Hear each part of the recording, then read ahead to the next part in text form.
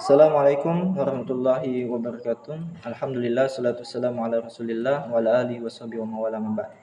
Alhamdulillah sahabat sekalian, insyaallah dirahmati oleh Allah Subhanahu wa taala.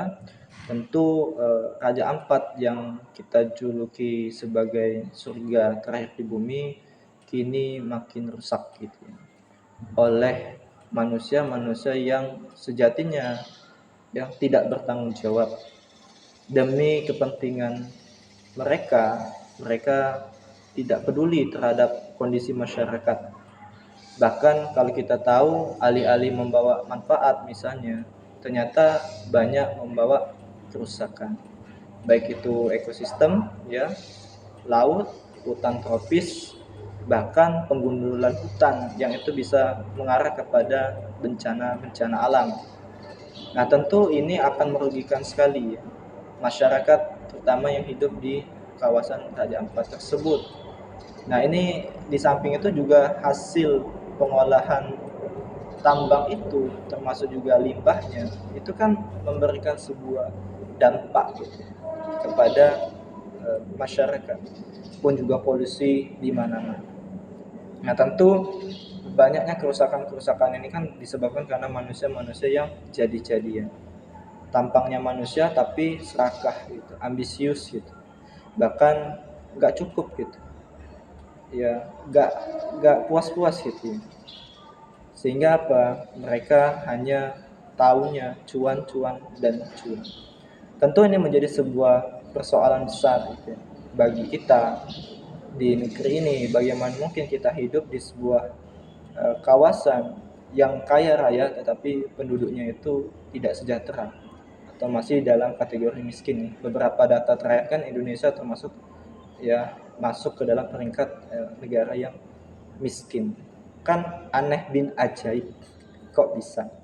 Tentu semuanya ini tata kelolanya itu diatur ya oleh manusia yang ya kayaknya manusia gitu, tampangnya manusia. Tapi cara berpikirnya itu egois itu, mau enak sendiri, nggak peduli gitu, serakah dan seterusnya. Sehingga membuat tata kelola kita itu ya bisa dibilang ya serampangan gitu, nggak pakai Islam. Akhirnya yang kuat makin kuat, yang lemah makin lemah, yang kaya makin kaya, yang miskin makin miskin. Ketidakadilan di mana-mana, kezaliman di mana-mana, ini menjadi sebuah hal yang sangat-sangat eh, mengerikan dan mencemaskan. Indonesia emas atau Indonesia cemas? Nah, silakan nanti dijawab di kolom komentar. Tentu kita harus pahami bahwa situasi ini tidak lepas ya dari cara berpikir manusia tadi yang kita anggap itu sudah jauh gitu ya. Karena apa? Karena dampaknya tadi merusak. Jauh dalam konteks apa? Berpikirnya itu sudah rendah gitu ya. Hanya sebatas eh, untuk mencukupi kebutuhan perutnya gitu. Apa bedanya dengan binatang ternak gitu ya, sebagaimana disampaikan oleh Allah di dalam Al-Qur'an. Nah, tentu kalau kita lebih dalami lagi ya, Allah sudah menyampaikan ya situasi ini di dalam Al-Qur'an misalnya. A'udzubillahi minasyaitonirrajim. Zaharal fasadu fil barri wal bahri bima kasabat aydin nas. Ya, jadi di dalam Al-Qur'an itu Allah sampaikan telah nampak kerusakan di darat dan di laut itu disebabkan oleh tangan manusia. Jadi tangan manusia atau ulah manusia tadi. Dan disampaikan juga intinya adalah tangan manusia itu ya dosa-dosa manusia. Ya ketika manusia itu nggak taat dengan Allah, berarti dia maksiat, gitu ya. Nah, ketika dia nggak taat kepada Allah, dia maksiat, dia berdosa. Nah, dosa manusia itu apa? Melanggar syariat. Ya, merusak alam itu melanggar syariat atau sesuai syariat? Benar atau salah? Nah, kalau bisa dijawab di kolom komentar ya. Nah, kalau merusak alam itu kan sesuatu yang haram itu. Haram kita merusak alam. Karena Allah menciptakan alam ini untuk kita. Boleh kita manfaatkan, tetapi tidak boleh kita itu membabi buta, ugal-ugalan gitu ya. Untuk memanfaatkan itu, tapi juga harus memperhatikan aspek lingkungan, aspek yang sesuai syariat itu, yaitu tidak merusak gitu. Karena apa? Kita ini manusia akan mati, manusia akan dimintai pertanggungjawaban dan akan dihisab. Tentu Harusnya kalau manusia yang sejati itu harus berpikir, jangan sampai nanti Allah murka, jangan sampai nanti dosa, jangan sampai dia termasuk orang yang rugi. Misalnya, gara-gara misalnya menambang nikel, misalnya dapat uang, dapat cuan, tapi Allah nggak redho, Allah murka, mati masuk neraka, diazab misalnya, rugi banget. Itu kalau orang manusia yang menggunakan akalnya, dipimpin oleh akalnya, manusia sejati. Jadi sebelum melakukan sesuatu tuh dia mikir dulu, apa sih akibatnya? Apakah buruk, apakah baik terhadap kehidupan dunia dan akhirat. Nah, tapi persoalan ini hari ini masih ada manusia yang jadi-jadian. Dia tidak peduli gitu. Apakah ini Allah ridhoi atau Allah murkai, enggak peduli. Yang penting dia mendapatkan sesuatu yang dia inginkan. Hatta sekalipun itu dengan jalan yang tidak syar'i, tidak sesuai Islam. Nah, oleh sebab itu ini harus dihentikan. Jadi apa yang terjadi di alam kita ini, hari rusak, bencana, itu kan disebabkan karena ulah tangan manusia, dosa-dosa manusia.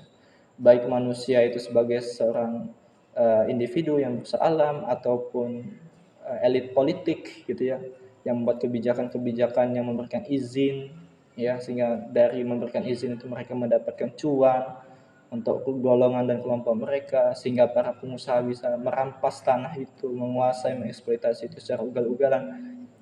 Nah ini karena mereka tidak memperhatikan aspek Islam tadi itu, yaitu bahwa Islam itu mengatur bahwa semua aktivitas kita ini akan diminta pertanggungjawaban, dan sejatinya bahwa aktivitas kita itu harus terikat dengan syariat Islam. Kalau kita akan beriman, maka kita harus beramal.